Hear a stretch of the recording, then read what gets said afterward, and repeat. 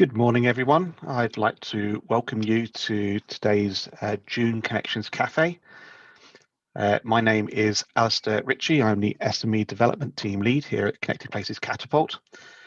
We have today a very busy schedule, which I think will be very informative, and we're going to do this session in two halves. The first session will be around Horizon Europe funding and some of the changes that have happened since Brexit. And in the second half, we'll be looking at Innovate UK funding, particularly Innovate UK Edge funding, and that will run from 11 o'clock onwards. The session will run in two halves. There will be a Q&A after each session, so please, as you're going through the speakers, please remember to put your questions into the Q&A function at the bottom. We will run through each of the speakers in each of the half in one go, and then have a Q&A session at the end. So don't worry, we will be answering your questions as best we can at the end of each session. At the end of each session, there will also be a poll, which will enable you to click which of the speakers you would like to be put in contact with, and we will make sure that your details are passed through to that speaker so they can get hold of you later. Each of the speakers will also put their email address onto their presentation so that you yourself can email them with any requests or further information that you would like. We have a very busy schedule, so I think that's probably enough from me. So I'm going to move on and invite Louise Mothersole, who is the Horizon Europe National Contact Point for Mobility, to speak next. Thank you. Thanks, Alistair. Good morning, everybody. So yes, as Alistair just said, there's my email address. Please do make a note of it. I have this job title that says National Contact Point for Mobility. There's no point being a contact point without people getting in touch. So please do get in touch. Next slide, please. So what is a national contact point? I said I'm one of them. I'm one of a team of them in Innovate UK and beyond. So they're not just in Innovate UK. But our role is to work with you to help you understand and to help you access the Horizon European funding programme. So lots of different ways we can do that. We do it starting off with things like raising awareness sessions like this one, telling people it's all there and what's it all about. We help people understand the rules and regulations, help people find teams. I'll review your draft proposal and give you feedback. We'll do anything we can that's legal and ethical to help you succeed. And as I said, I'm part of a team. I'm it for transport and mobility programs. There's one of me in the UK for health, energy, security, any sector you care to name, there's one of me for. And I can introduce you to my colleagues if that's necessary. You'll see, I think you're going to get all the slide deck, and the blue box at the bottom there has a full list and a hyperlink through to all of the rest of the UK national contact points. And the pink box next to it shows the links to those national contact points around the rest of the world, because it's not just us in the UK that have national contact points. There's one of me in Germany, France, Italy, Spain, Tunisia, Taiwan. So it's a global initiative. It happens to be run by the EU Framework Programme. But Horizon Europe is an open to the world initiative. And I'll tell you a bit more about that in a moment. Next slide, please. So, hang on, you're all saying the UK has left the EU. Why are we talking about Horizon Europe? Well, that's because the UK has agreed to associate to the programme. And that means that the UK government will be giving to the EU, yes, we haven't told Nigel Farage, keep it quiet, we're going to be giving to the EU an additional 16% of the Horizon Europe budget, top it up even more, so that the UK can participate on a level playing field as if we were still a member state, if you like. So yes, associate country organisations can still be the lead on projects and proposals, and yes, they can join the official partnerships. UKRI, Innovate UK, BAYS, nobody else will have any sort of filtering mechanism to stop or to vet or to judge you before you go for a proposal. You just submit your proposal as if we were still part of that EU. And yes, myself and my colleagues and people from UK government, so BEIS and Department for Transport, will still be attending programme committees with the European Commission, which is where the work programme, the calls for proposals, the competition is shaped. So yes, the UK will still have that voice. And you'll see that the European Commission has published a very useful Q&A on the UK's participation, of the direct quote there that says, you know, UK entities have full rights to participate as soon as this is published, which is imminent. Publication is due on the 24th of June. We've got draft publication already, but 24th of June for the formal publication. And once I stop speaking, I'll stick a link to the draft in the chat box so you can see what that says right now. You'll note there's a bit of a caveat on the bottom that they might put restrictions on, and that's not just about the UK, that's others that are not member states. They may or may not, and it'd be on a case-by-case basis. At the moment, for all of the transport, the smart cities, the connected places type calls for proposals, there are no restrictions for UK participation. Okay, so what is this Horizon Europe? This is the structure of it. So the thing on the left-hand side is primarily around the academic sector. So the European Research Council and Mary Skłodowska-Curie actions primarily for the academics. And I'm not going to mention anything about the far right-hand side, Pillar 3, because you're going to hear from my colleague Ginevra, who is the national contact point for the EIC, the European Innovation Council, in a moment. So I'm going to talk about this middle bit. This middle bit has the biggest chunk of money associated to it. And you'll see that there's a number of bullet points, each of which is called a cluster. And the fifth one down, climate, energy and mobility, has over 15 billion euros associated to it for the lifetime of this programme. And we have full rights to access that 15 billion, 15,000 million. We need to make sure we get as much of that as we can. And that's my job, is to help you understand how to do that. Next slide, please. So this is what's within this cluster 5. You'll see on the climate, we've called it Climate Plus because there are cross-cutting things and not just climate, but there are things in there around things like communities and cities. There's a lot around the battery initiative in Europe. The middle column there is very much around the energy, the generation and supply in the first half of it. That's those with the number 3 against it. And the number 4 is the use of energy and more efficient usage. And then the things that I specialise in on the far right are the mobility parts of the programme. And you'll see the numbers there, 1 to 6, and across this refer to how the European Commission have grouped these different initiatives within what they're calling destinations. And they're called destinations because they have an aim and an objective and they want to get somewhere. So you'll see that when you do get this call for this draft here, these slides, there is a link to the draft work programme there. I'll stick it in the chat box as well in a moment anyway. So next slide will tell you a bit more about what's inside these partnerships and within the mobility. So partnerships, I wanted to bring this out because there are several types of partnerships and it does get a little bit confusing. You don't have to be in a partnership to answer a call for proposals. However, the partnerships are the organisations that have helped to write the call for proposals, and they are populated and manned by people like yourselves. So you can be part of a programmed partnership, as well as submitting a response to a competition. And I can help you understand a little bit more about which of those partnerships are the right ones to engage with, because they do tend to get into very sector specific work. But partnerships, as I said, they help to write the call for proposals. So they're in a very good position to then respond to them.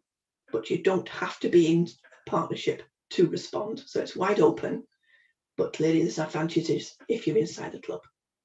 So next slide, please. So I realise I'm galloping through some of this. I've got 3 billion euros worth of call for proposals to try and explain to you in 20 minutes. Clearly, we're not going to go into the right detail, which is why I want you to contact me. My job is to work with you to identify exactly which competition is the right one for you. There are 29 competitions just in transport opening on the 24th of June. You're not going to go to all 29. Some of those are maritime, some of those are aviation, some of those are automotive, some of those are about urban mobility, And as you see here, impact of transport on environment and human health. So these are the sorts of headings that we've got for the competition categories. So I've pulled out here, we see the some of these are actually this co-programmed partnership. So the zero emission road transport and the zero emission waterborne transport are both parts of partnership. But that means that, although others have helped write the call for proposals, you can actually respond, and there's a significant amount of money available in each of those.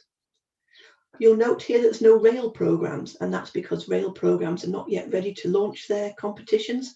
They'll be coming out later this year, possibly not until early next year. There has been a delay in the rail sector getting themselves together. Next slide, please.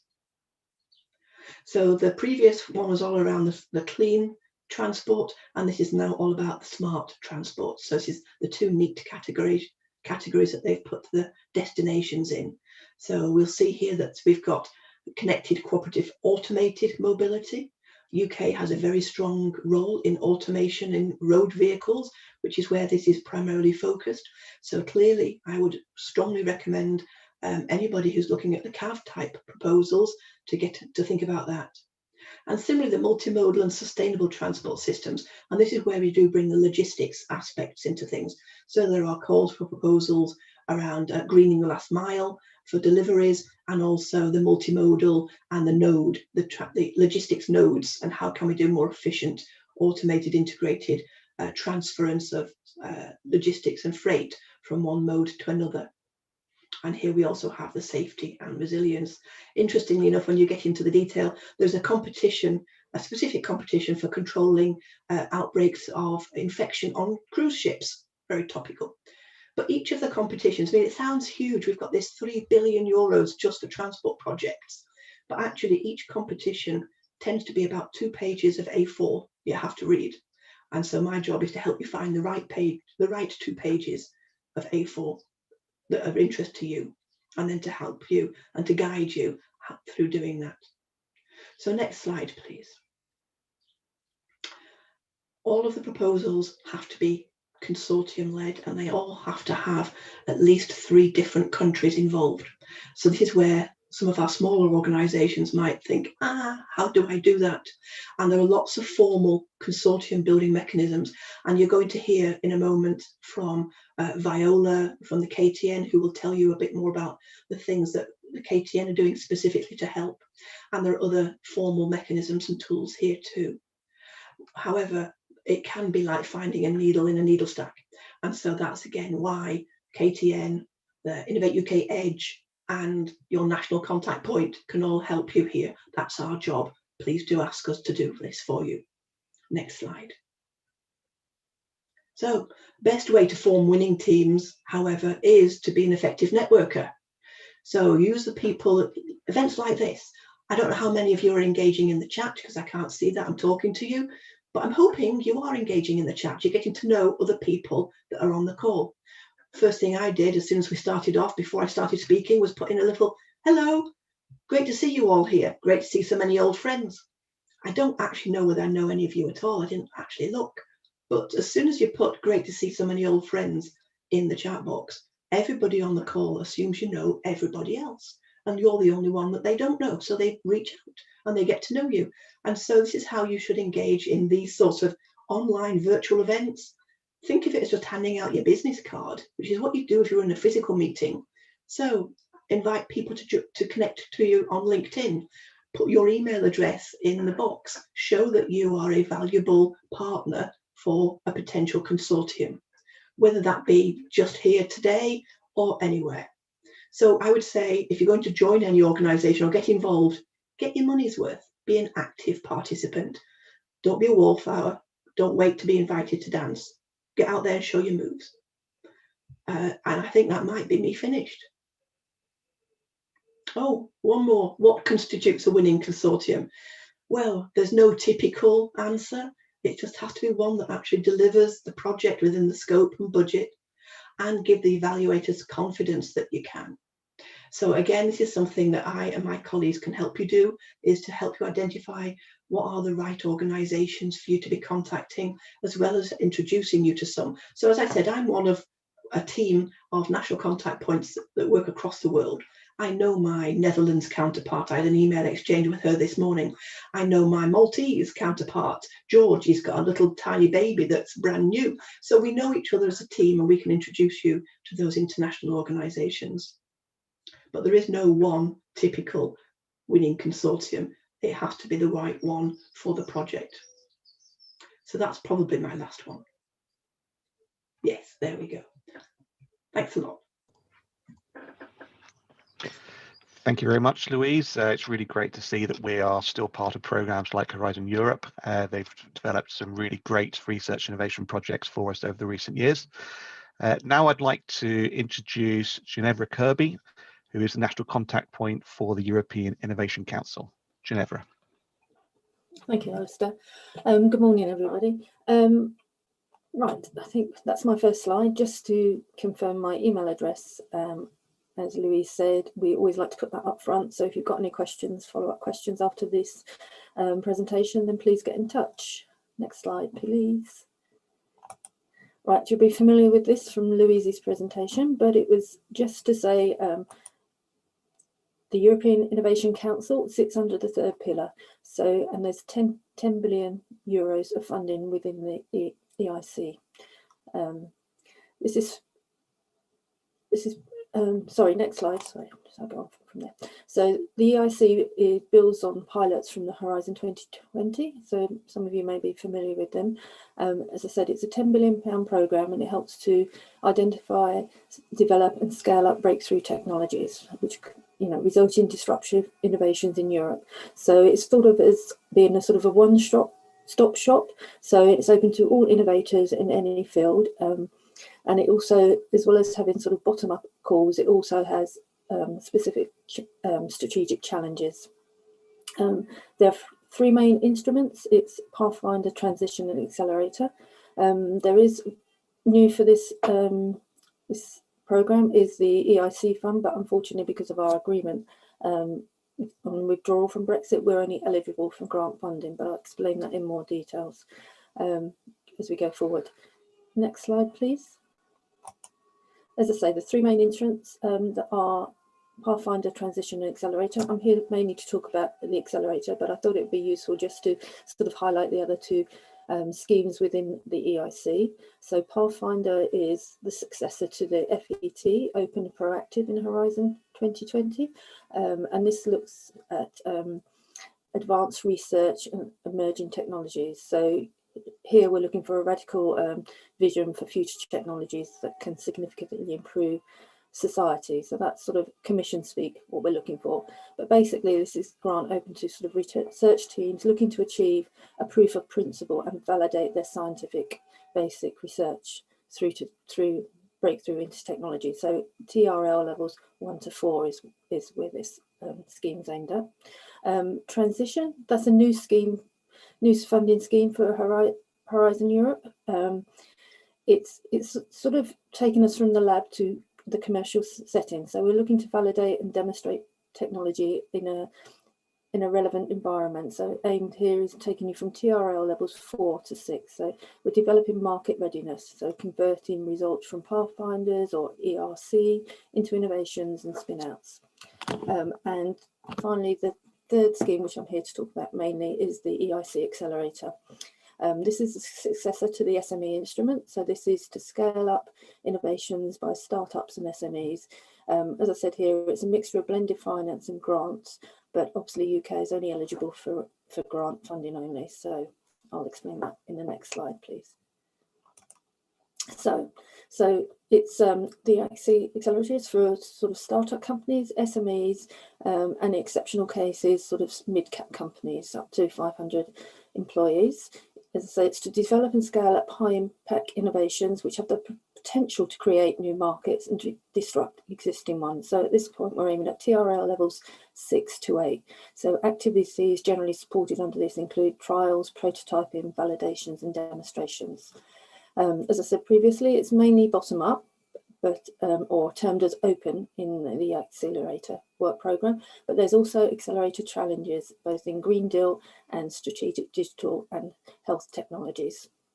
There's blended finance options and grant only, but as I've said, highlighted here, it's not available to the UK, so you can only apply for grant-only component up to a maximum of 2.5 million euros. In doing so, you do have to provide evidence that you have sufficient financial means to deploy the scale-up activities, which would generally be covered by the finance option. So we're looking here at the commercialisation of your product or your service and the full scale up into operation. So we're looking at, so what would normally be funded under the TRL9 expenditure is you have to provide evidence that you have funds to do that. So whether you have revenue within your business, you have investments or existing shareholders that are prepared to support you in the TRL activities post-grant, but have, if you like, made that commitment or a commitment to take forward that financing that activities. I'm now going to highlight some sort of EIC novelties that there are. Because it's completely different from calls that are launched under the Pillar 2, under the cluster area. Application is via the tending and participant portal, as it is with others. But with Eic Accelerator, there's an AI tool which is being used for the calls. And there's details about it in the latest guide to applicants. But basically, it consists of an AI tool that has two modules, discovery and diagnostics, and the diagnostic model is mandatory and has to be done before the start of the full application process. But as I say, there's the full guide and the questions that you take talks you through the step in the guides to applicants. After that, you can submit a short application, which generally comprises of a 3-minute pitch deck, 10 slides to presentation, and plus a response to a short set of questions about your innovation and team. This is then subjected to a remote evaluation, and within 4 weeks generally, maybe a little bit longer depending on how popular it is for the call, you'll get results. So if successful in this area, you're then invited to submit a full application, and at this point applicants will also be offered support in the form of coaching. This is a free service to help them with their proposal to the next stage, which is a full proposal, 20 pages and annex. This is then subjected to a remote evaluation. And if successful at that stage, you're then invited to pitch your innovation in front of an EIC jury members. So these are sort of people that within your technology area, people that VCs, and they just look at your proposal as if they were going to invest. So, and as I say, an outcome from that positive outcome from that is, you move forward to signing a grant agreement. I would say this is a very different approach to the rest of the very different evaluation approach. We had early pitches in the SME instrument towards the end of Horizon 2020. Both myself and other EIC NCPs that we have in the UK, plus our MSE Ledge colleagues that are also on the call, can help you throughout the process of this, as I say, and also help prepare you for your pitch in front of juries. And so there's certain you can submit your short application at any time during the period of the year. There's no cut-off points for that. There's just 2 cut-off dates for full applications. But there are limitations on how many times you can submit a proposal, 2 consecutive proposals within 12 months, and also you have to have taken on board any sort of if it's a resubmission, any feedback from the evaluators. One other difference from your evaluation report that you get from this, it won't be typically a number against the criteria that we're used to, 5 out of 10, an overall score out of 12. It will be a go, no go response with comments from the evaluator. And I think my final slide is just sort of outlining the calls. As I say, there's Accelerator open calls. These can be submitted at any time for the short early screening application. And then there are 2 cut-offs for the full application, as I say, one which is just expired, and then obviously the October date.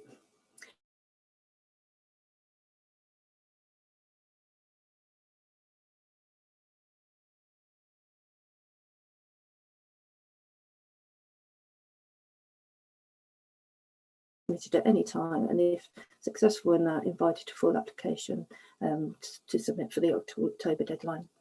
And my final slide just says further information. EIC guidelines for applicants, and I strongly advise you you look at those because they are really helpful with respect to the new application process and frequently asked questions. And as I say, there's support.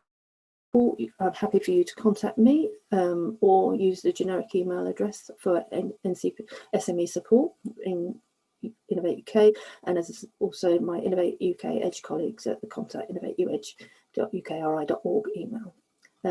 As with Louise, we're happy to sort of provide you with advice on the fit to the work programme, and also we're happy to review a short application, maybe a 1 or 2 pager initially, to see how it would fit under the requirements for Eic Accelerator.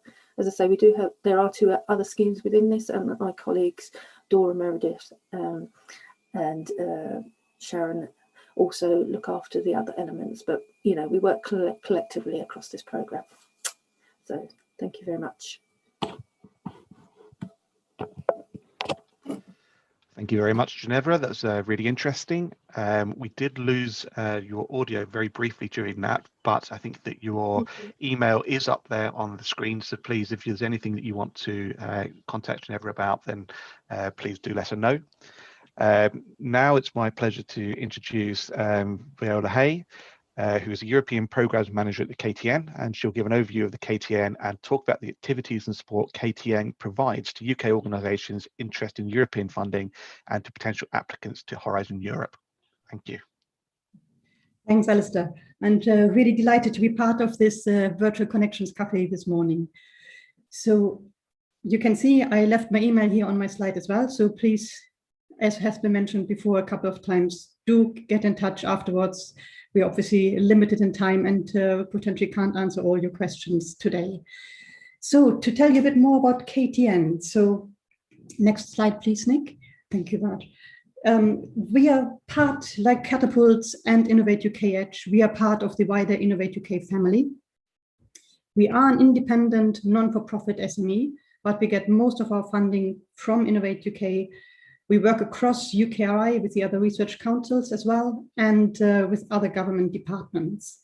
And we are all about supporting innovation in whatever form it might take. So we are helping people to bring new products, processes, services to market faster. We can help people to access funding opportunities, to access new markets, and to find partners. Next slide, please, Nick. We are a team of over 200 colleagues based across the UK, and KTN covers all sectors of economic importance. So from aerospace to mobility to health, digital, we have specialists and experts in each of those areas. And we have 3 physical offices in Edinburgh, London, and near Oxford in Harwell. Next slide. And we are really driven by the purpose of facilitating and driving positive change and using the cross-sector connections and the diverse connections we have access to in our network. We're using our specialists and the deep expertise that exists within KTN and driving the powerful connections to ensure that innovation can grow, that there are new jobs and more economic growth within the UK. We also have future shaping and forward-looking aspect as part of KTN, helping to look at what's coming next, what are the next sectors of importance, what are the latest technologies, what are the latest inventions that are coming up. And KTN is also very proud to look after its own people and ensure that KTN is also a great place to work. So next slide, please. Here you can see our overall KTN priorities, and that goes back to the future shaping aspect I just mentioned. So net zero is a very strong strategic pillar here at the moment, equality, diversity, and inclusion. Global innovation and Horizon Europe is an essential part of that. I'll go into more details in a second. And then we have place and also the innovation, adoption, and diffusion. Next slide, please, Nick. And before I go into a bit more detail on what we do in global innovation and in European programs, just a few facts and figures around KTN. So we have regular surveys carried out by an independent consultancy about our members and organizations we engage with. 66% of those report that through introductions by KTN, they went on to collaborate, and that has associated funding and project work with it. 42% report that they reached their outcomes faster through the interaction and engagement with KTN, on average 1 or 2 years faster even. We achieved a 60% increased investment in R&D as a direct result from KTN engagement, which translates into about £100 million per year increased investment in R&D. Next slide, please. We have over 46,000 unique organizations in our network. And looking just at the industry and company part of that, we have 70% small businesses. So that's a majority of who we engage with there. 15% medium businesses and 13% large businesses. Overall, we have connections to over 230,000 innovators, and we have links to every university in the UK as well. Next slide, please. So, and KTN's international activities are under the umbrella of Global Alliance, as we call it now. That includes the international team looking beyond Europe, but also the European programs team with myself and my colleague Jane Watkins. Next slide, please. And what we do specifically for European funding and for supporting applicants in Horizon Europe, you can see here. So as has been mentioned a few times before, we work really very closely with the National Contact Points team and Innovate UK Edge colleagues to just optimize the support available to UK applicants and to ensure that UK applicants are as successful as they can possibly be.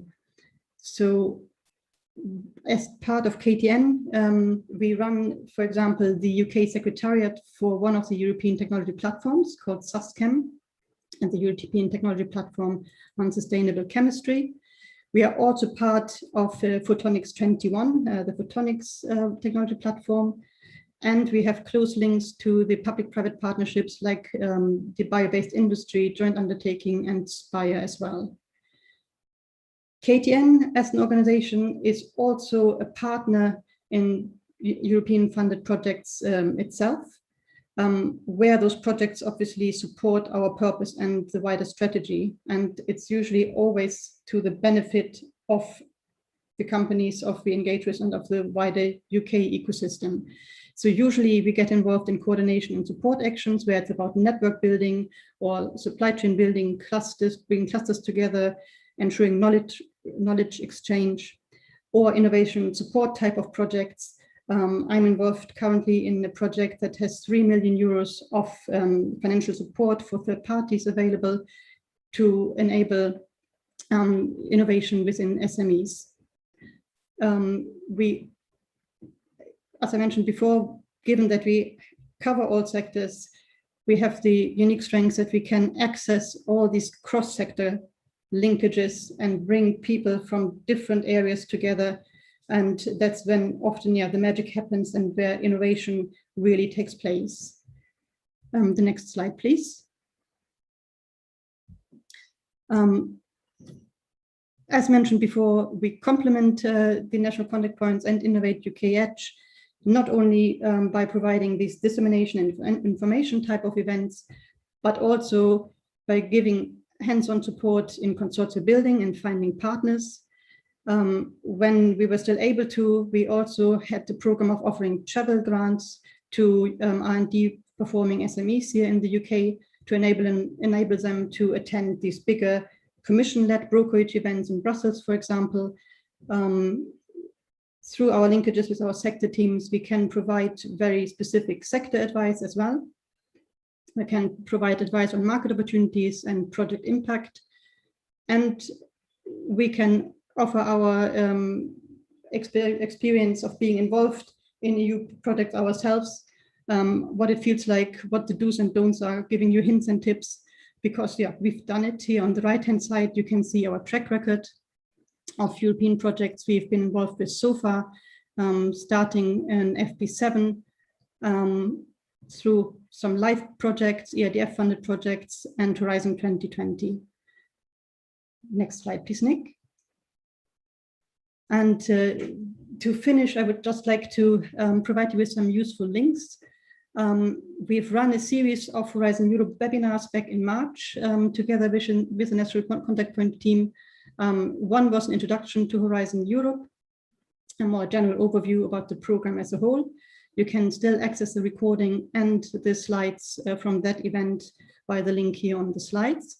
And then we've also run a series of cluster-related webinars where we gave a more in-depth overview about each of the clusters. Again, you can access the recording and slides via the links here. There's also a recording telling you about the latest EIC Pathfinder competitions. And going forward, I'd just like to highlight our forthcoming series of Horizon Europe Consortia building events, which starts next week on the 14th, 17th, and 21st of June. On the 14th, we'll cover Cluster 1 and 2, on the 17th, Cluster 3 and 4, and on the 21st, Cluster 5 and 6. These events are focusing purely on consortia building, so we kind of anticipate and expect knowledge of the work program, ideally already specific, ideally as well that delegates have identified specific core topics already, maybe started to think about the project idea. So it's basically the next step to get people to a successful submission. I'm sorry to say that we are at overcapacity for the 21st of June. So if you try to register for that, you will see that it's sold out. We can put you on a waiting list, but also just to say we will make the pitches and material available after the events. So it's definitely worth having a look at that. And if you get in touch with myself and my colleague Jane, we can also help you offline to identify the right organizations which might be of interest to you for collaboration. And we have also an online partnering platform which is called Horizon, which is called Meeting Mojo, and it's specifically around Horizon Europe. That's freely accessible, and if you wanted to get involved with that, just register your profile. You can see other registered users and what they're offering and what they're looking for, and use that as another tool to help you identify partners. And my final slide is just to highlight a few commission organized events that are coming up. First, and which I hope will be of interest to you. First of all, the EU Green Week, which started on the 31st of May, but is still running on this until the 13th of June. Then we have got the European R&I Days on the 23rd and 24th of June, and the Info Days, where we will see the official work and final work programs to be launched, and where you can get all the information about the forthcoming calls and have an opportunity to also network with other organizations across Europe. So, and that's my final slide. Thank you very much.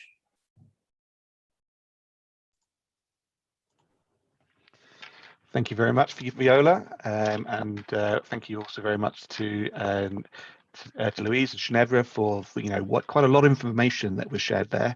So we were aware that we get through quite a lot of information in a short period of time. So please do get in contact with any of our free speakers so far to find out more information about any of the programs that you're interested in. I'm just going to introduce our final speaker in this section, but can I also just encourage you to submit any questions that you have into the Q&A function at the bottom of the screen. We will be having a Q&A just at the end of this session in a few minutes' time, and we'd be delighted to answer any questions that you have at that point. In the meantime, can I introduce my lovely colleague, Alina Bresson-Martins. She is the Global CR&D Lead here at the Connected Places Catapult. Thank you. Hello, everyone. It's a pleasure to be here today. Yeah, as Alistair mentioned, my name is Aline Martins. I'm a global CR&D lead at Connected Places Catapult. And I think we can go to the next slide already, please. And for the participants, they are not familiar with Connected Places Catapult. We are a not-for-profit organization, partially funded by Innovate UK, so the UK government. We are a project-based organization. We have a team, a very multidisciplinary team of over 200 experts in various subject areas. So, for example, transport planners, data scientists, economists, and this very multidisciplinary team of experts collaborate in projects with other innovators, other members of the innovation ecosystem. And as a project-based organization, we also apply for research and innovation funding, for example, from European programs, so Horizon Europe. And for Horizon Europe, we are considered our RTO, so our research organization. Can we go to the next slide, please? And just a little bit more on the types of projects and kind of our focus domains in the connected places space.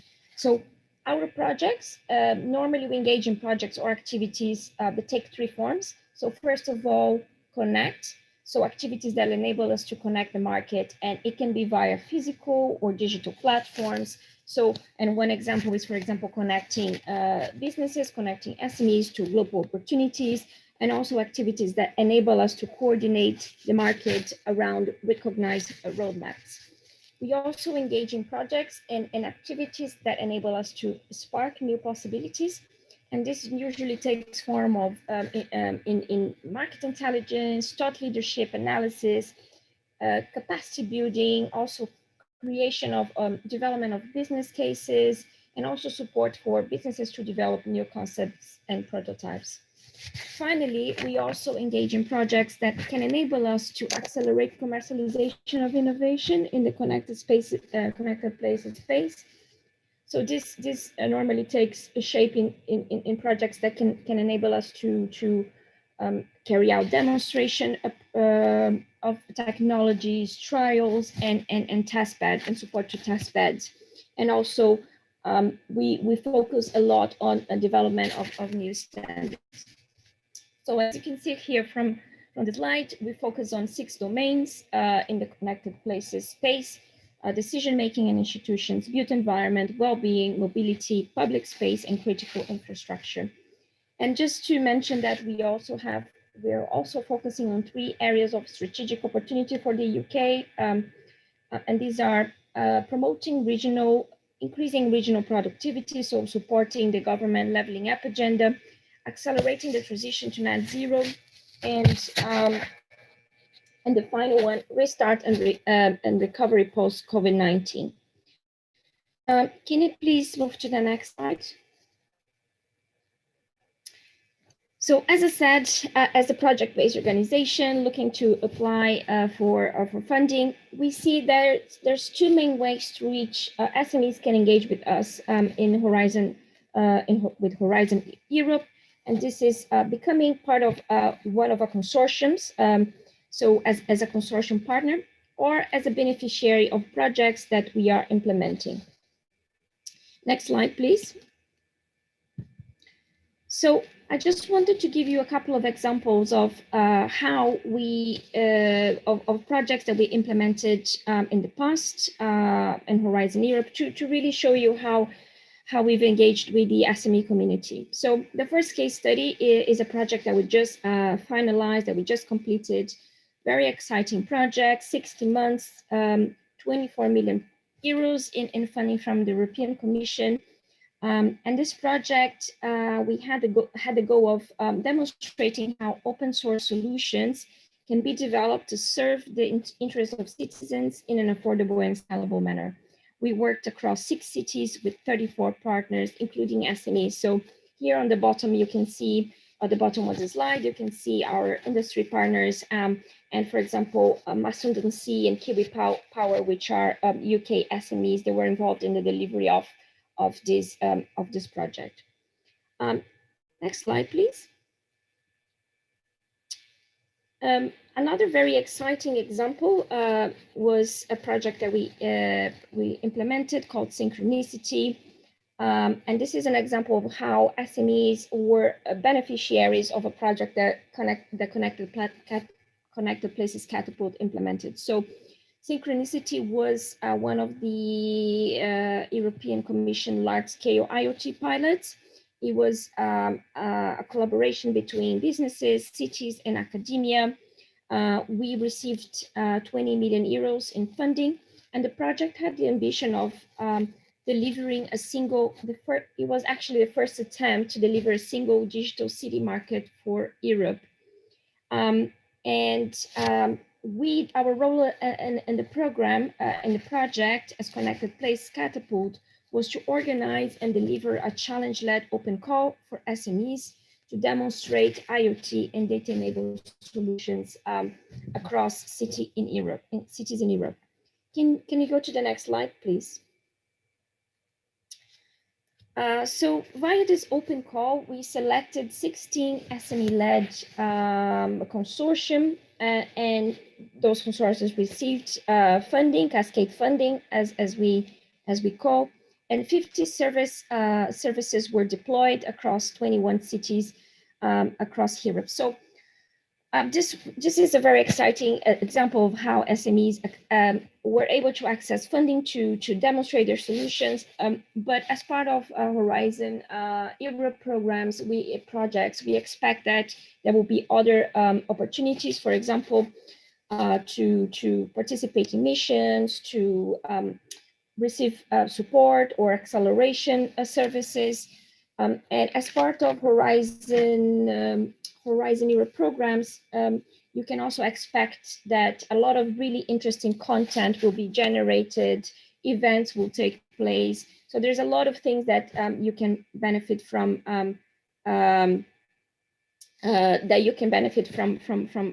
projects that are being implemented. So yeah, it's very important that you stay connected and try to learn more about the opportunities. Next slide, please. I just wanted to tell you a little bit more what's next in terms for Connected Places Catapult and Horizon Europe. So at the moment, Connected Places Catapult is working on identifying the calls that we're going to prioritize. As Louise mentioned, there's so many opportunities. So we're looking to understand which ones are really aligned to our areas of expertise, our objective, and our strategic priorities. And we're also starting to identify consortium. So we're going to be participating in events such as the ones organized by Viola and try to identify partners for us to bring together and start putting together applications for the calls. So if you're interested, please do reach out to us. It could be me, it could be Alistair's team, the SME development team. So if you have a call in mind, or if you're interested in partnering with us, please do reach out and also stay connected. We are going to be reaching out to the network via the newsletter, via our website and social media, disseminating opportunities to collaborate with us.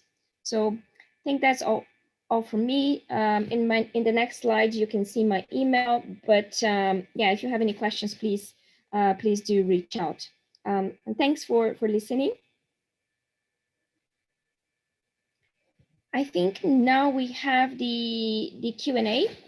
I don't see any questions on the chat, so if you have any questions, please do let us know. I think there's a poll that you can also answer.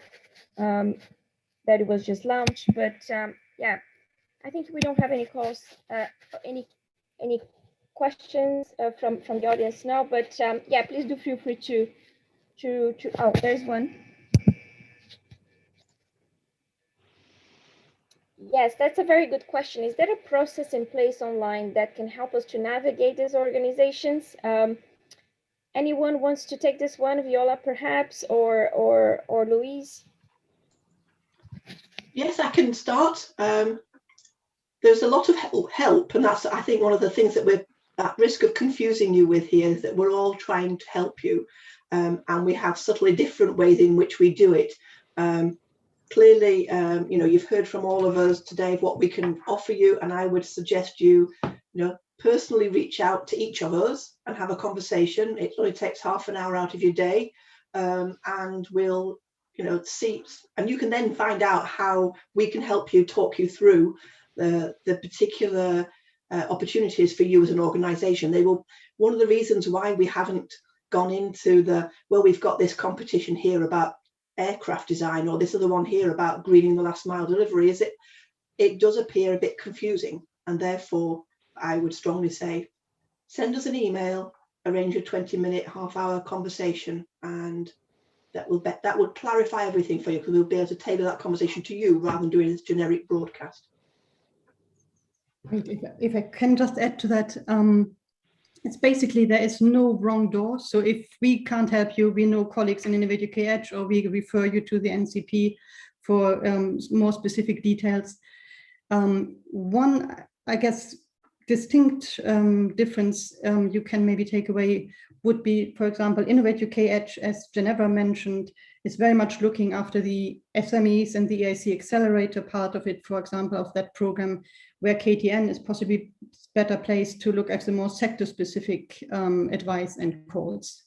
But then Innovate UK Edge could be better with business support and business coaching, more specific advice and hands-on support there, where KTN is maybe a little bit more on the strategic side in that respect. So we would not necessarily provide that type of coaching. Yes, whereas me as a national contact point, I have that network of other national contact points across Europe. I have an ear into the European Commission. I do talk and converse with them. I am listed on the European Commission's website as a resource. So if you like, it's sort of like an official one, but it's a friendly one. And I focus solely on the mobility programs within Horizon Europe. It's what I do all day, every day. I don't have any other job description. That's what I do. And I spend 90% of my day on Zoom calls, Microsoft Teams calls with organizations, explaining and helping and supporting them. This afternoon, I'm doing the rail industry, for example, the RAIGB, their Unlocking Innovation, which I think the Connections Café have hosted previously as well. So there is no wrong door, but it is confusing, and we recognize it's confusing, and we'll try and make it easier for you.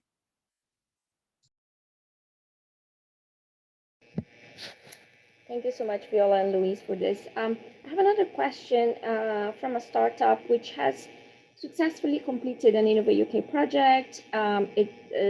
It was a project focused on that developed a digital twin technology to tackle spread of coronavirus in indoor spaces, and they would like to know if there's what support information within the program. Perhaps this is something for Ginevra.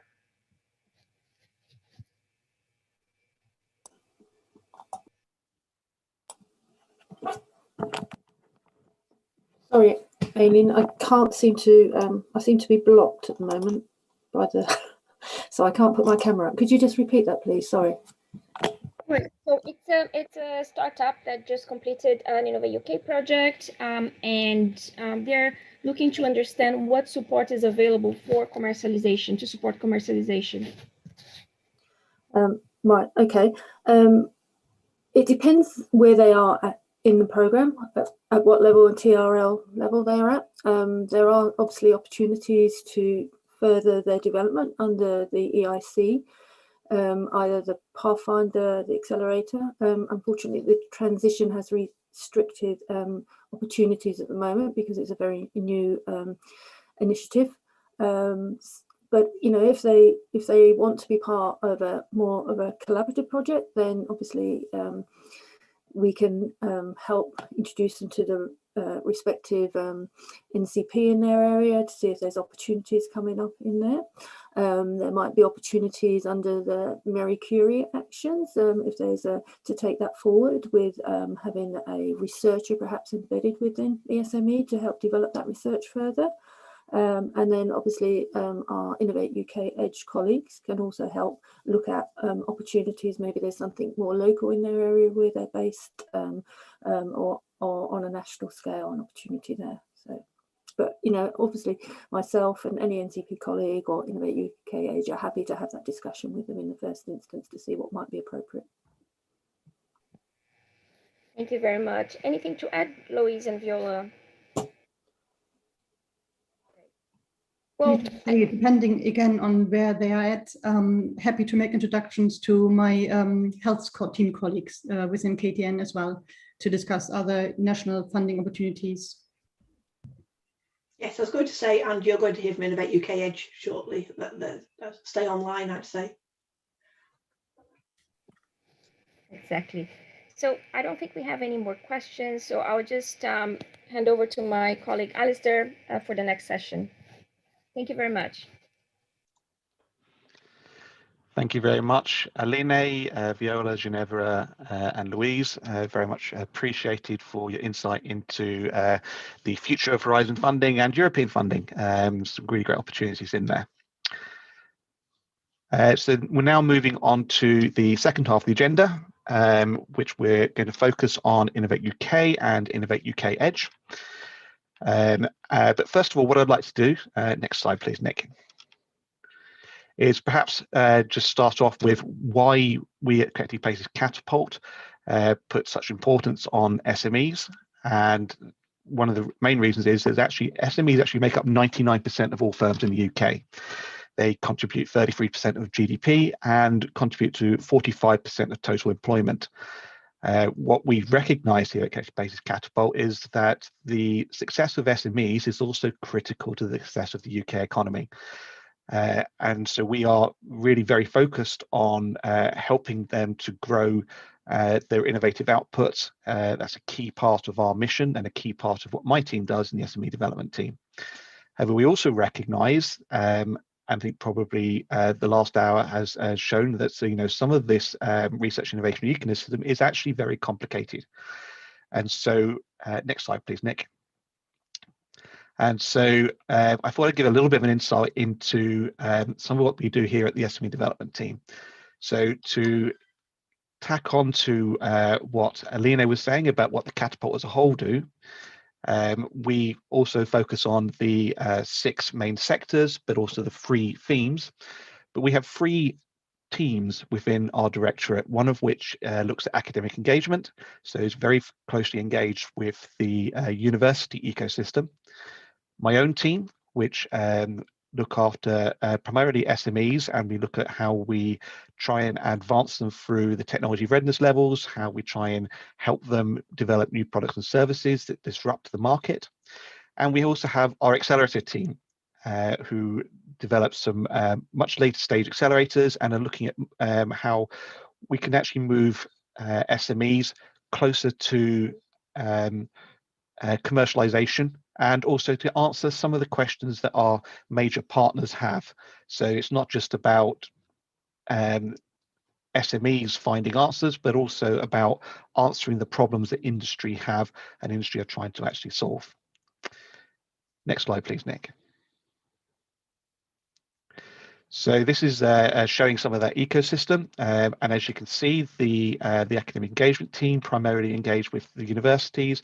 Some of the teams, some of the partners that we've worked with are on the right-hand side at the bottom, whereas some of the SMEs that have been involved in our accelerator program are at the top. My own team, we deal with primarily the middle section, and what we're looking to do is we're trying to create an umbrella organization that brings together all the SMEs in the Connected Places sector. We're looking to introduce opportunities from industry. We're trying to de-risk investment to try and make it as easy as possible and to remove the barriers to innovation. Some of that is around explaining the ecosystem and actually trying to make it logical for you so that you're able to engage better with it, but then also trying to create projects and programs which actually you can be part of and which can lead to actually demonstrating solutions that disrupt the market. Next slide, please. So this is the process that we try and follow within the SME innovation ecosystem. The mantra of Connected Places Catapult is that we work in 3 sectors: connect, spark, and accelerate. And so within that connect phase, what we do is we have a network of 4,000 plus SMEs, many of whom are members of that network. And we build on that network and we engage in that with that network by putting on events such as today, which are designed to be informative and to try and give you more information about the opportunities that are out there. Within the Spark phase, what we look at is we look at upskilling. So we run a number of masterclasses which look at things like challenging procurement, and we look at the opportunities that are available to you and then how we can actually help you get onto those opportunities. We look at how we can discover the challenges that sometimes that you have but don't know how to actually answer, and sometimes the challenges that only come about through collaboration. We try and bring you together with other SMEs or together with larger partners who can help you solve some of the problems that that are out there in industry. Finally, within our Accelerate part of the program, what we do is we actually deliver CR&D and commercial projects all around the world. So we recently ran programs in Africa. We're currently looking at programs in Southeast Asia. But we also run a number of programs here within the UK, for example, looking at homes for healthy aging, and also deliver a number of projects working with the Department for Transport, looking at solving some of the grander transport and mobility problems that sit within the UK. And finally, one of the key parts that we do is to try and engage the network of SMEs that we have with the wider market, try and connect you to investors and industry partners that sit within the connected places sector.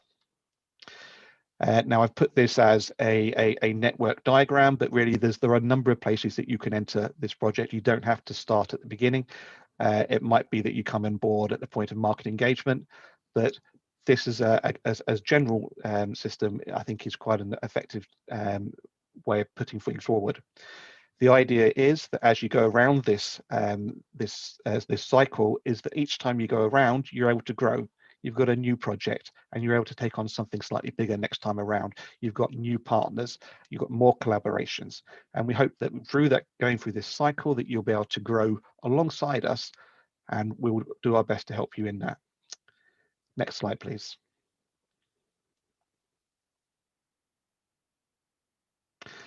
Just to say, sort of some of the successes that we've had just over the last year. We have 4,000 Connected Places SMEs within our network, which is growing by around about 400 a year. We do around 130 business and technical needs assessments with those companies to try and validate their solutions and to look at the opportunities that we might be able to create with them. We have put on 75 network and showcasing opportunities, enabled 90 CR&D commercial projects over the last year, and made more than 50 connections to investors during that time. Next slide, please. So I think the main purpose of that was to just kind of introduce you a little bit about what the SME team does. I'd encourage you to join our SME network. The web address for that is below. And also, I'm very pleased now to introduce the EDGE program, which we will be working with very closely. And our first of all, Martin McGurk will be talking about Innovate UK and the EDGE program, and then Julie Pawley will be able to talk about the work she does in actually delivering the EDGE program on the ground. And then I'll be back just at the end, and apologies, you have to hear from me once more, but that's just to kind of join up what I've said about what Connected Places Catapult does, and then how we plan to work with the EDGE program, and what I hope will be a very strong partnership between our two programs. Next slide, please. So now, with no further ado, if I could introduce Martin McGurk, who's Senior Innovation Lead Business Growth and Innovation at Innovate UK. Thank you, Martin. Thanks, Alistair. Sorry, I was slightly gobsmacked by that wonderful picture you found of me. I just wish I looked like that, or at least had his hair. But anyway, that's an entirely separate conversation. Okay, yeah, as per the introduction, I'm going to just give you a few minutes, almost like introducing Julie, who was going to talk about the details, the meat and drink, the stuff that, to be honest, you're probably going to be more interested in terms of how we can help support innovative and growing businesses. But I just really need to spend a few minutes placing it into context in terms of why Innovate UK are involved and interested in trying to support you in bringing things to market. Apologies, but I wasn't able to catch the first half of the session. So if I accidentally wander into territory that colleagues have already mentioned, I will apologize in advance, but I don't think I will be doing too much of that. As you can see that on this first slide, I'm actually going to begin talking about something that isn't called Innovate UK Edge, and it's a little bit of an ancient history lesson, but the main reason for doing that is that some of you on this call may well have come across us before under another name, and I'll explain a little bit about that right now. So you can see there this acronym EEN, as we sometimes call it, or more precisely, the Enterprise Europe Network. So since 2015, or rather in 2015, Innovate UK took an interest in that network. It's a European funded project. It's a big thing. It's actually the biggest network of its kind in the world, as you can see from that slightly scruffy picture on this slide. So the Enterprise Europe Network is Europe's primary mechanism for working with and supporting SMEs.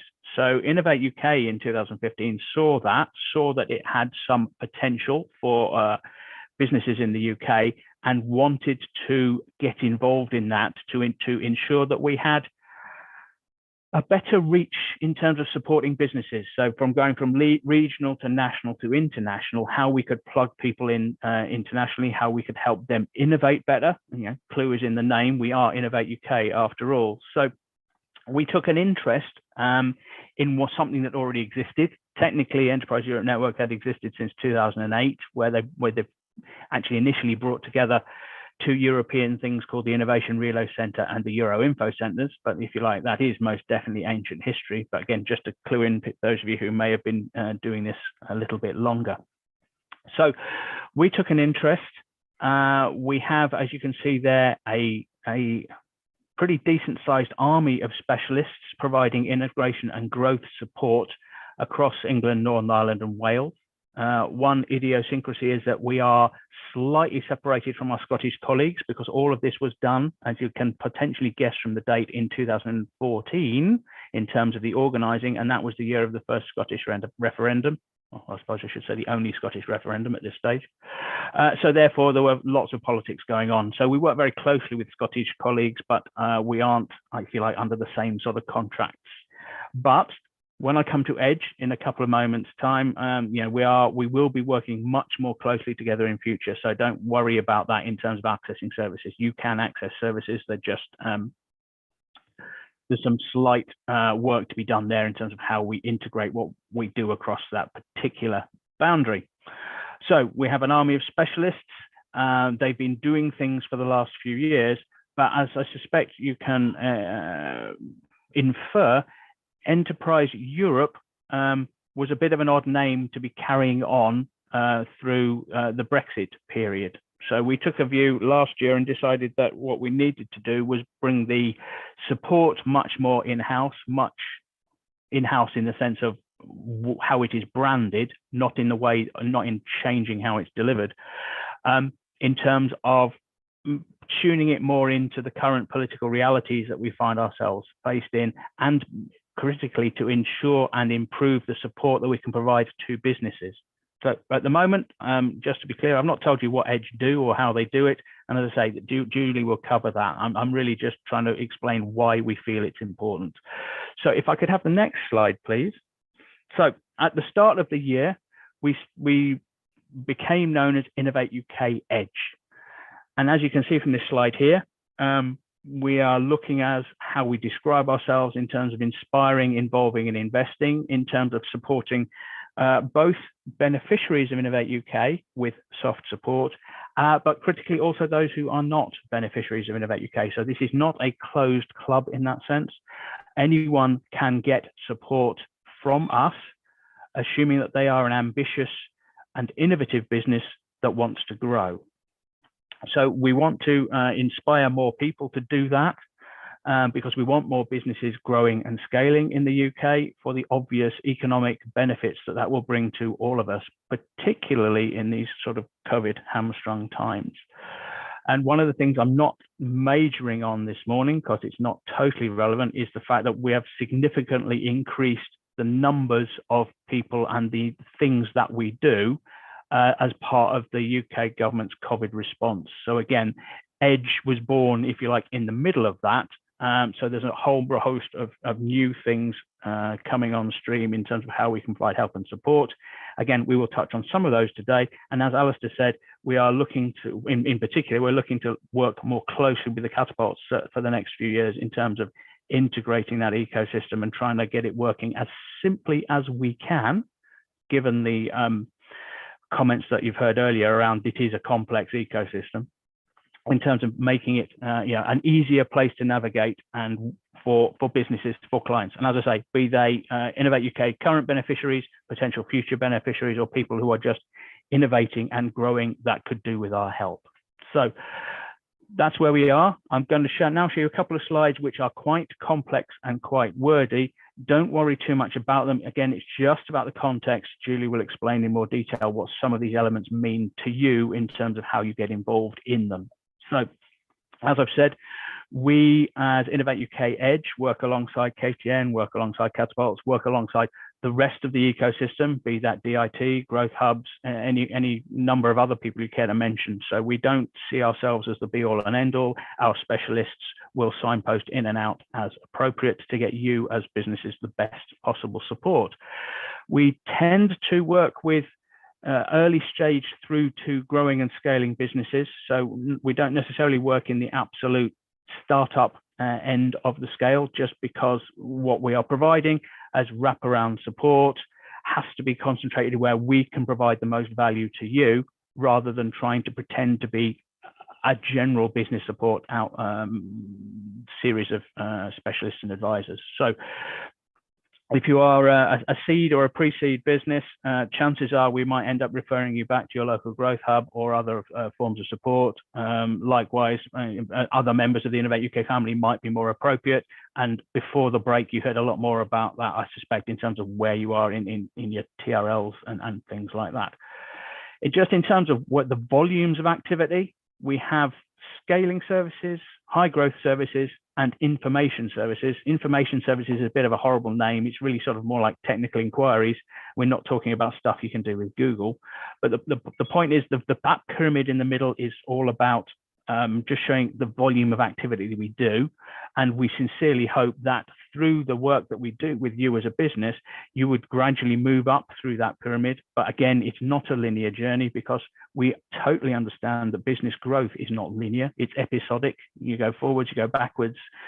It's not the sort of straight line that everyone would like to put in business textbooks. So, you can come into this pyramid of support in all sorts of different ways, move through it in all sorts of different directions.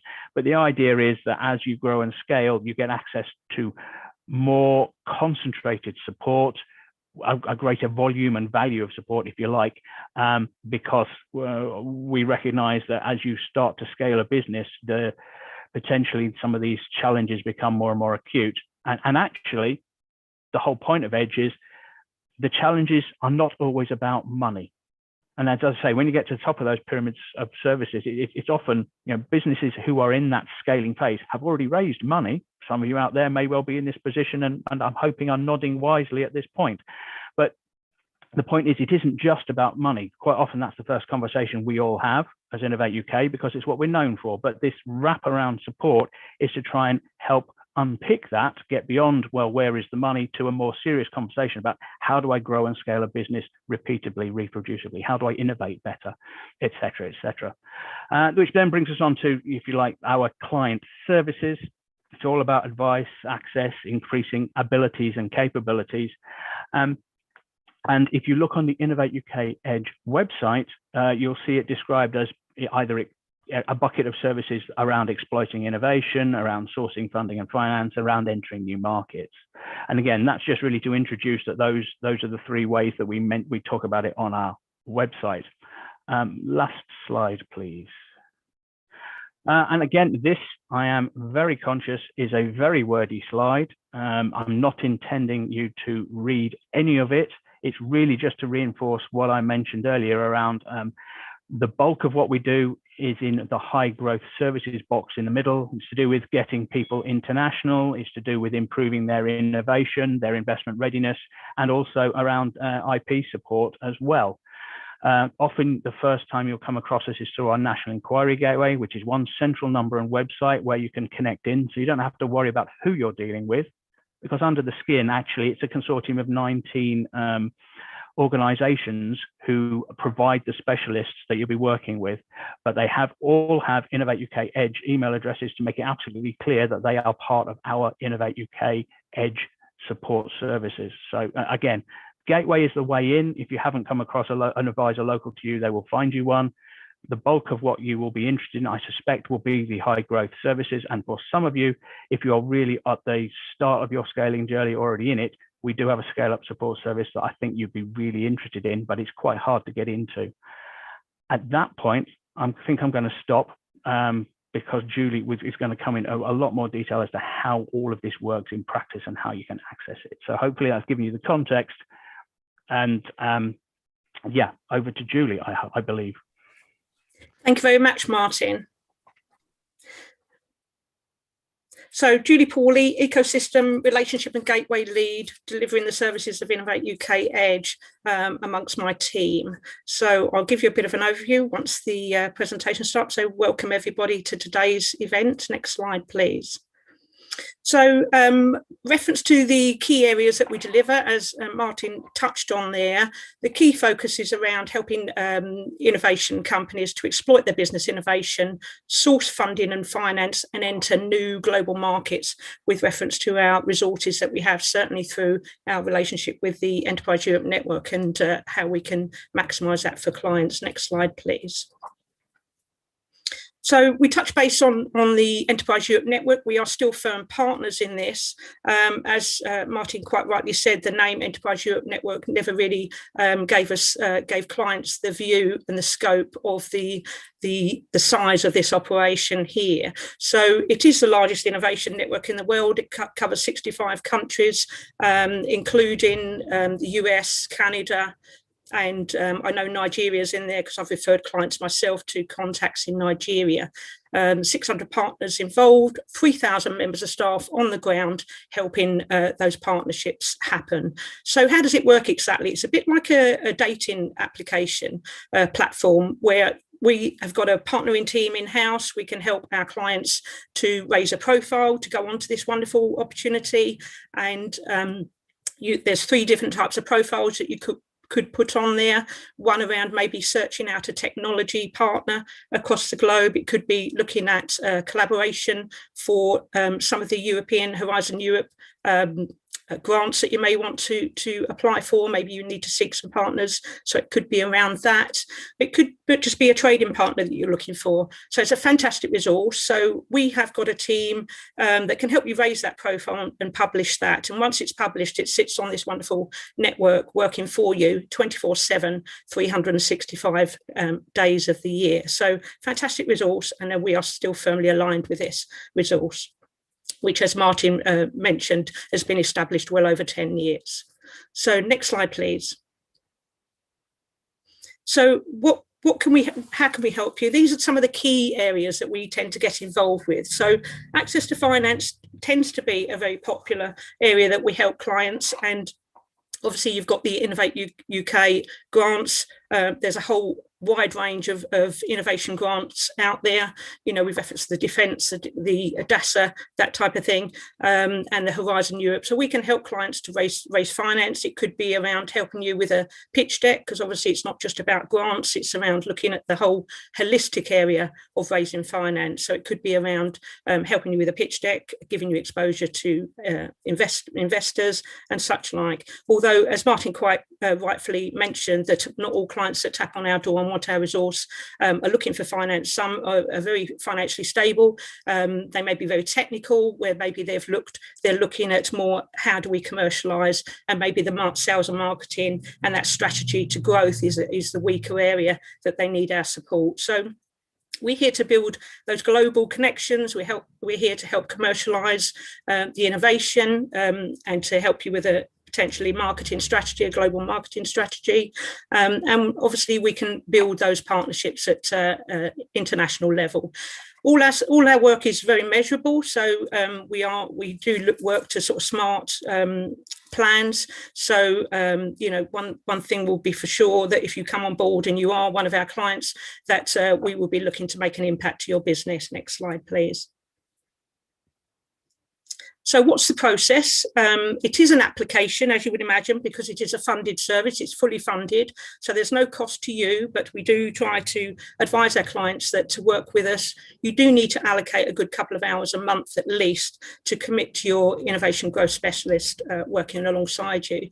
So we've got quite a vast client engagement team. So our client engagement team work hard to discuss and screen potential applicants for our service, and they can help you to make a very strong application that goes to a panel that for approval. So that's our role with reference to how we can help you with the hands-on application. Within an hour of meeting a client, we can actually pull up the application, because obviously we're mostly virtual at the moment with reference to appointments being made via Teams, and we take them through the application process, and which then once it's approved forms part of the future case file for working with the innovation growth specialist.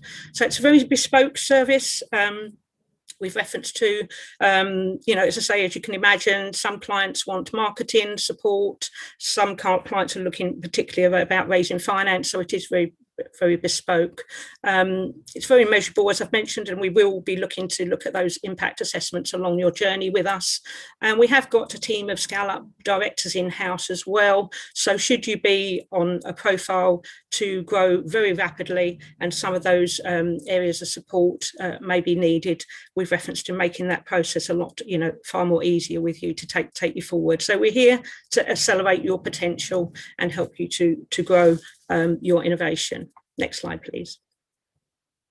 So we're part of the wonderful Innovate UK family. So as you can see from the central slide, Innovate UK is essential to all of our wonderful resources. Innovate UK, Edge and Catapult, as I say, KTN, we've got us all there. It was mentioned earlier about what door do clients knock on when they're looking for support, but there is, as was mentioned before, there's no wrong door. We are one big family, and the good thing about working with an innovation growth specialist that we could align to you is that they've got the knowledge and expertise of this wonderful network and can help you map your way around it very smoothly. Next slide, please. So we have quite excitingly got a new area of funding that's coming through, which we wanted to give you some update on today. So part of the Innovate UK's COVID-19 fast response funding, we've got some grants that are coming through, grant assistance to businesses for sector-specific advice, testing and development work provided by RTOs and Catapult centres. We're expecting there's going to be around 3,000 grants available on a national scale, and companies can tap into up to £15,000 to look at suitable support with reference to working through a Catapult centre. It's available in this financial year, and the expenditure, there is a timeline that it needs to be claimed before March 2022. So it's going to be quite a tight funding pot, but certainly we're going to be working very closely to push this out and make sure that our innovative clients can tap into this as smoothly as possible. Next slide, please. So what are the key elements and who's this for? We're aiming it at we're targeting ambitious businesses looking to grow and scale through innovation. The client needs to be working with an Innovate UK Edge innovation and growth specialist and to be working on a COVID action plan. Resulting outcomes expected and impact should be looking at suitability of businesses with reference to the growth support and the account grant. Next slide, please. So the use of the grant can be quite wide. Businesses that need to explore and test new product ideas, provision of technical expertise and sector knowledge, advice on regulatory and government processes, and businesses that need sector-specific advice and support to commercialise their innovation. We are open for expressions of interest to this grant at the moment, so should you find, following this presentation, you'd like to put in an expression of interest, we are open for that. Next slide, please. So a little bit of a case study on a company that I actually went out to see when we was able to, outside of COVID, a company called Century Office based in Essex. They design very new concepts of ergonomically designed furniture, family-based business, 40 years, they're in their 3rd generation. And they had quite a few COVID and Brexit challenges because they were doing quite a bit of bespoke consultancy office design work. But they were having quite a few innovative products that they were developing. When I first met them, they'd actually launched an innovative product to market without any IP protection, and certainly they didn't want to go through that again. They had limited knowledge on IP, and so moving forward, we're actively supporting them with their future innovation that's coming through. But they wanted to move from consultancy more into product sales, and that was an area that we've helped them with. Next slide, please. So they had new products, but they had no existing market. So we helped create for them a marketing strategy. Because there was quite a few team members, the senior management team, we took them through what we class as a growth mapper tool, which aligns the team to make sure that they're all heading in the same direction. And this gave them confidence to move their bespoke project forward. They now have an online sales and a very strong platform for growth. Next slide, please. So how can we help you? As we've mentioned earlier, we have a vast team. We work nationally, so there is a national local delivery team in your area. So we have impartial innovation and growth specialists that are able to work with you. They've got knowledge of the eco landscape. They've lived and breathed taking innovation to the market. So they've had their own innovation. That's how, most of our team is recruited, having a background in that. So next slide, please. So who can tap in? We can work with any stage apart from that pre-seed, as Martin mentioned. We're looking for companies with innovation that will disrupt a marketplace. Up until December last year, we could only work with the SMEs, but we can now work with companies up to 500 employees. We do need to work with companies that have a potential to go to an international market. They don't need to be actively trading internationally, but the product or service needs to have an international aspect to it, where it has the potential to do that, and the company has the aspiration to want to. 20% growth potential per year, although with obviously, as you can imagine, with COVID, a lot of companies we work with have been impacted, with reference to furloughing of staff, labs being closed, parts coming through for prototype developments being delayed, and sometimes where they've projected quite high sales pre-COVID, with reference to the areas where some of those potential sales and those clients have put the brakes on, so they've been impacted in various ways. So although we help clients with commercialising their innovation, we can look far more holistically with some of those COVID issues and how we can overcome some of those short-term priorities that a company may have. We can work with a single director, or we can work with a senior team, but the senior team needs to be open to external support and want to do that. Next slide, please. So there's my contact details. I'm more than happy to speak to anyone with reference to any opportunities, or you'd like to work closely with Innovate UK Edge. We have got a national gateway team, so I can actually make sure that you are connected with your local contact in your area. Thank you very much. Brilliant. Thank you very much, Martin, and also Julie. So I'm here just to do the last session. I'm going to talk a little bit about what Connected Places Catapult plans to do in terms of working with Innovate UK and Innovate UK Edge. But first of all, can I just ask that we have got a Q&A session which is coming up after this little session I'm doing now. If you could add any questions you've got to the Q&A chat box at the bottom of the screen, that'd be much appreciated. Next slide, please, Nick. So I just want to sort of describe some of what how we plan to work with Innovate UK going forwards. So I've described already that the Connected Places Catapult SME network is about 4,000 SMEs strong.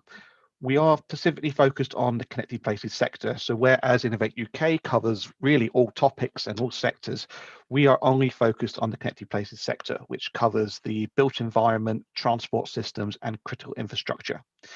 In those areas, we are particularly specialist in a way that Edge can't be because of the way that they're set up. And that's why we have this incoming RTO fund. Now, just to explain what an RTO is, it's a research and technology organization. The Catapult is one of the research and technology organizations that this would apply to. There are 9 catapults around the UK and also a smaller number of other research technology organizations like the National Agricultural Centre.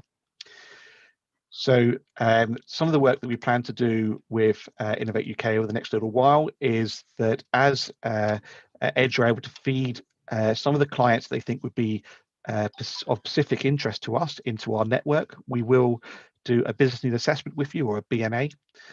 That's literally just an hour of your time and allows us to explore a little bit further about what the opportunities are for working with you. Then we have the support that Edge are able to give you already in terms of generic business support, but then we are able to offer some very specific support within the Connected Places sector, which I'll describe a little bit later. We also run another couple of programs that are Innovate UK funded and which are specific to individual SMEs, so that's knowledge transfer partnerships and smart grants. I won't go into any particular detail on them, but I think that the way to look at this is that from joining our network, we hope that you're able to take the time to do a 1-hour business need assessment with us, perhaps move on to a larger grant of up to £15,000 with Edge, and then on to the substantially larger partnerships which come around, knowledge transfer partnerships and smart grants, which can be up to 3 years long and of a value of £500,000. We hope that Edge will give the opportunity to bridge the gap between when you join the network and you're maybe just starting out in your journey, or maybe the idea is quite new, to be able to bridge that gap and get some support from us and from Edge in order to be able to move up to those larger grants. And really our ambition in this is to try and help you grow. That's why we're here. That's what we're trying to achieve.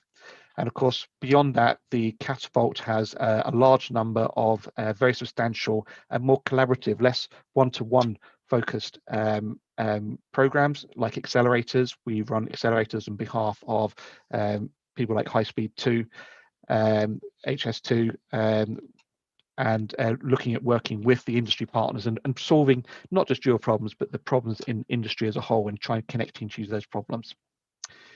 Next slide, please. So I won't go into this slide in any great detail. This is just basically the process that we would plan to work with you on Innovate UK Edge and how this could work.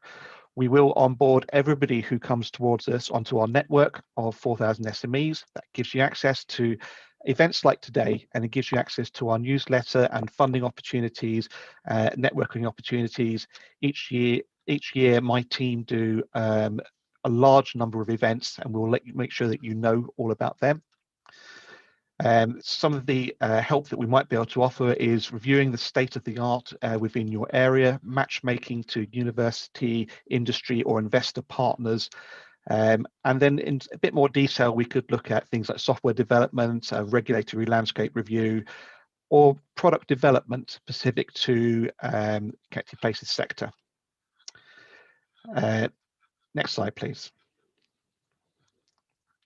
So this is, again, some of the things that we'll be able to do with you. So these are the markets on the left-hand side that we were able to support on. So rail and road and maritime, supply chain and logistics. In the planning construction sector, we're very interested in retrofit and digital planning. And utilities, we do work around water, 5G, but we also have a very strong focus with the exiting the pandemic theme around health and social care and how we can engage the wellness side and of the economy with the technical side. We have a wide range of expertise and facilities. We don't have a lot in terms of physical facilities, unlike some of the catapults, but we are more of a service-focused catapult.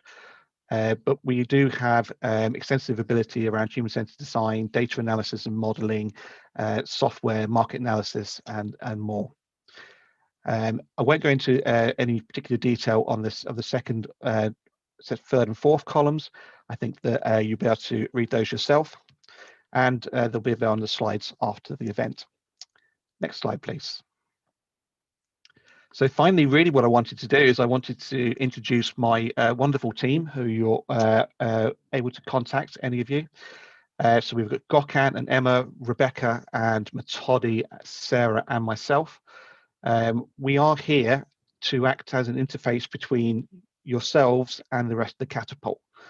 That's our primary role, is to try and make life easier for you and able to access the resources within the catapult. We will work quite extensively with Innovate UK Edge, who, as I say, are able to offer that broad base of support, but we're here to offer you access into the specialist support that can be offered by Connected Places Catapult, and so please do get in touch. Next slide, please. And that comes to the end of the presentation that I'm doing, and really what I wanted to talk about there was just how we are planning to link up to Innovate UK Edge and the wider Innovate UK services. So I don't think we have any questions on the Q&A at the moment. Perhaps I'll just give it a minute or so and see if any come through. Meantime, if you just, I see it pop up on the screen, there is a poll. If you'd like to meet anyone from my own team, from Martin McGurk or Julie Pawley and her team, then please do indicate within. We'll put you in contact with them.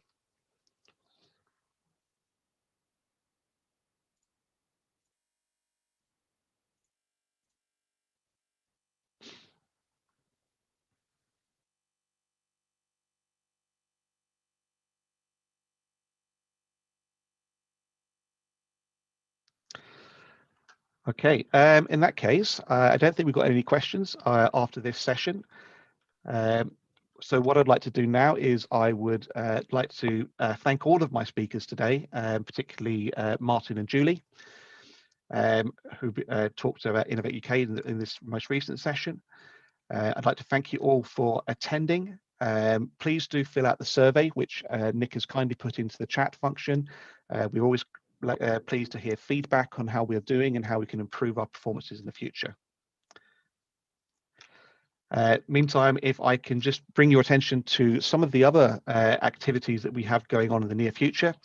On the 14th of June, we have a challenge and procurement session on co-creating innovation.